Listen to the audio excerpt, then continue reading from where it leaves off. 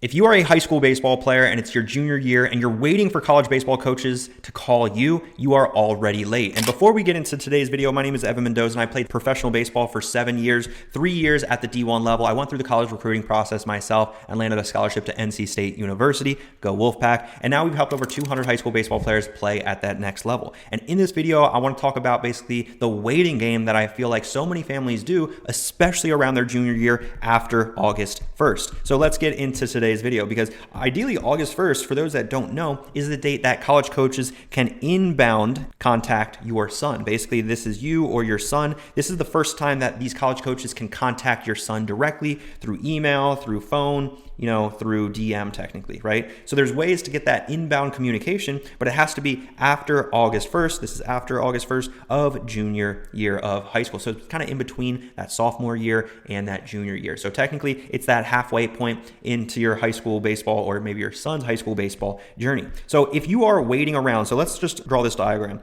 August 1st, right? This is August 1st. This is sophomore year. Let's actually do this. This is sophomore year, and this is freshman year, and this is junior year, and this is senior year. So this is like this big pivotal moment, August 1st, halfway, smack dab in the middle of your high school baseball journey, right? So if we're waiting for we're right here and we're waiting for phone calls, you've already made the mistake because you think, oh, it's August 1st. These college coaches can contact me. I'm this great player. Why aren't they contacting me, or why aren't they contacting my son? So if it's already past August 1st and you haven't initiated any conversations with college coaches, you haven't developed any relationships with these college coaches, again, you are already late. So the first mistake is thinking that your son is only a freshman. And this is something that honestly, from personal experience, I hear it all the time with conversations with parents. It's usually the parents that you will typically say, hey, my son is only a freshman. And this is where I kind of want to debunk that, because I think mentally you're telling yourself, or you're really telling me, hey, we don't need to do anything right now. He's just a freshman. We're just having fun. We don't want to get serious with anything. We're just going to wait. And I kind of want to share why that could be a huge mistake without you guys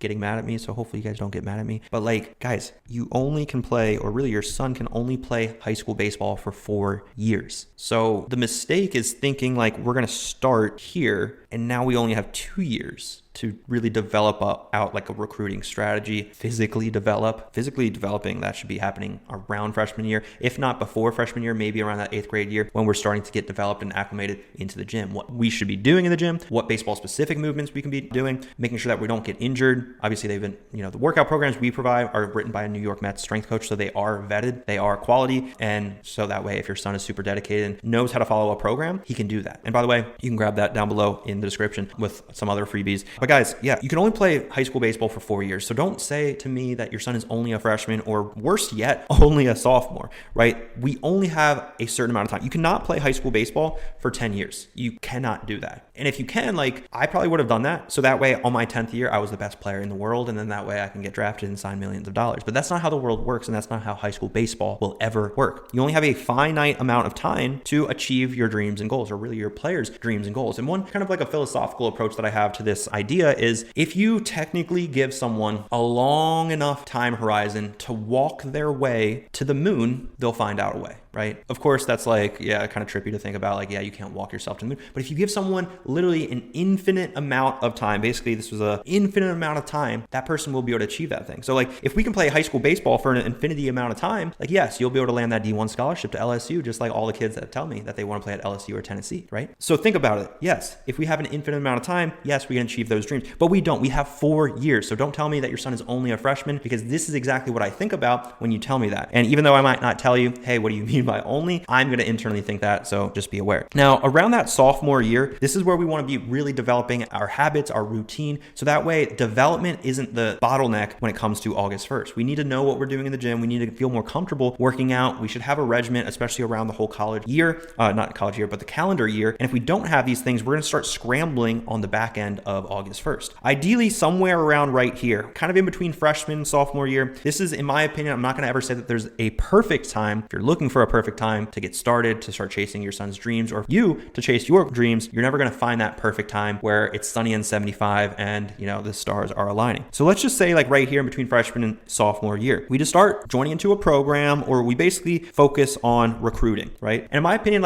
it's an okay time to start focusing on recruiting, because again, we only have a finite amount of time. Now, as far as what we really should be focusing on before that is right here, which is the development side of things, right? The development's going to run the entire length of high school baseball. And and beyond in college and professional baseball. It's all about development. It doesn't necessarily mean too much about recruiting. Development is always going to trump everything else. So if we talk about this recruiting timeline, it gives us enough time to get ready for this big August 1st date, right? Emphasis of this video, guys, if you're doing absolutely nothing and you start in this is a different player, right? If you start recruiting right here, you're going to be waiting for those phone calls beyond August 1st. The way that I always like to put it is the way that you can tell how successful you or your son's recruiting strategy is wait until August 1st. And if you get phone calls, yes, multiple phone calls from multiple coaches, August 1st, you know you did everything on this side. Again, sophomore year's over here, freshman over here, right? You know you did the things the right way. When August 1st, you're receiving multiple phone calls from multiple Power 4 schools, basically just saying, hey, I can contact you. How are things going? Oh, thanks for contacting me. Things are going great. And basically that's the conversation. And the reason I know that is because I received multiple phone calls. I'll never forget, I was at a mall shopping with my family and I received about like 4 to 6 schools that contacted me, at least the recruiting coordinators. They said, hey, Evan, how's it going? Well, you know, it's August 1st. I can contact you now. Like, how are things going? Any status or change in the whole recruiting game? I said, no, you know, it's August 1st. You're basically not the only person to contact me. And basically that also put the emphasis on them that they're not the only ones. It's kind of like dating. Recruiting is a funny thing. Once they realize that other schools are interested in me, then they're going to be even more interested. And that's the way to really elevate your status. But again, if you're on this back end and you think that recruiting starts junior year or recruiting starts August 1st of junior year, that's where you're going to feel very left behind, very behind the 8 ball. And this is again where you're going to be waiting for those phone calls rather than really feeling comfortable in the whole college recruiting process. So again, hopefully this made sense as far as the understanding on how important it is to develop out a strategy, build that game plan really together, because if you don't know how recruiting works, that's okay. You're not needing to know all the intricacies of how the NCAA rules and guidelines are changing, because that landscape is changing all the time. And that's stuff that I like to study to make sure that my students have the best opportunities available to not only reach out to these college coaches before August 1st, because of course that's something that we can be doing today if your son is